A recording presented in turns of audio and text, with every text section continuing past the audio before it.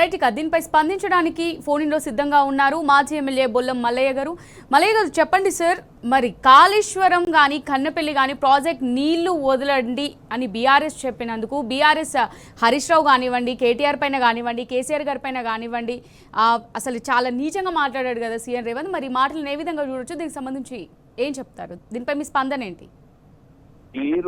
ఈ రోజు వారు మాట్లాడిన మాటల మీద ఫస్ట్ ఒక హత్య కేసు నేరం వీరి మీద కేసు రిజిస్టర్ చేయాలి. ఎందుకు అనంటే హత్య చేసినోడు నేరస్తుడు అయితే హత్య చేపించినోడు అంతకంటే పెద్ద నేరస్తుడు. ఈరోజు నేరం చేపించడానికి ప్రోత్సహించినోడు, ప్రవోక్ చేసినోడు పెద్ద నేరస్తుడు అవుతాడు. A1 ఫస్ట్ వాళ్ళు ఉంటారు. అదే రకంగా ఈ రోజు ఒక ప్రతిపక్ష నాయకుడిని పట్టుకొని, తెలంగాణ సాధకుడిని పట్టుకొని మీరు రక్తం చల్లండి అని అంటే మీరు మర్డర్ చేయమనమనే కదా. ఇటువంటి దుర్మార్గుణ్ణి వెనువెంటనే అరెస్ట్ చేయాలి, భద్రపూడి చేయాలి. ముఖ్యమంత్రి సీట్లో కనీసం కూర్చునే అర్హత లేదు, కొనసాగించే అర్హత లేదు, కొనసాగించదు.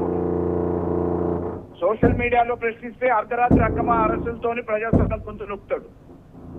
హక్కుల కోసం పోలీసు కానిస్టేబుల్ ధర్నా చేస్తే డిస్మిస్ ఆర్డర్లతోని రూపులు పడేస్తాడు. నిజాలు నిర్భయంగా రాసే జర్నలిస్టులను బట్టలిప్పించి కొడతామని భావంతో రెచ్చగొడతాడు. జాబ్ క్యాలెండర్ ఎక్కడ నిలదీసిన నిరుద్యోగ యువతని అక్రమ కేసులు బనాయిస్తాడు, లాఠీలతోని లాఠీ చార్జ్ చేస్తాడు. ఫీజు రియంబర్స్మెంట్ అడిగి కాలేజీ యాజమాన్యాల మీద కేసుల పేరుతో బెదిరిస్తాడు. కాంట్రాక్టర్ బిల్లులు అడిగితే బ్లాక్ లిస్ట్ లో పెడతామని చెప్పేసి బెదిరించి అహంకారంతో మాట్లాడతాడు. పంటలు ఎండిపోతుంటే సాగునీళ్లు ఇయ్యాలని చెప్పేసి అన్నదాతలు వస్తే వాళ్ళని జైల్లో పెడితే సంఖ్యలు వేస్తా అని చెప్పేసి సంఖ్యలు వేసిన సందర్భాలు కూడా ఉన్నాయి. ఈ రకంగా దుర్మార్గపు పాలన కొనసాగిస్తున్న ఇటువంటి నికృష్ట దౌర్జన్యం చేసే రేవంత్ రెడ్డిని వెంటనే బర్తరఫ్ చేయాలి, కేసులు పెట్టాలి. పేద మధ్యతరగతి ప్రజల ఇళ్ల గురించి చేసి బుల్డోజర్లతో భయాందోళన సృష్టిస్తాడు. న్యాయమైన డిమాండ్లు అడిగిన ఉద్యోగుల్ని ఎస్మా చట్టాల పేరుతో సృష్టిస్తాడు. ప్రజా సమస్యల మీద గొంతు విప్పే వాళ్ళ మీద మైకులు కట్ చేసి వెనక్కి రాకుండా అసెంబ్లీలో సస్పెండ్ చేస్తాడు.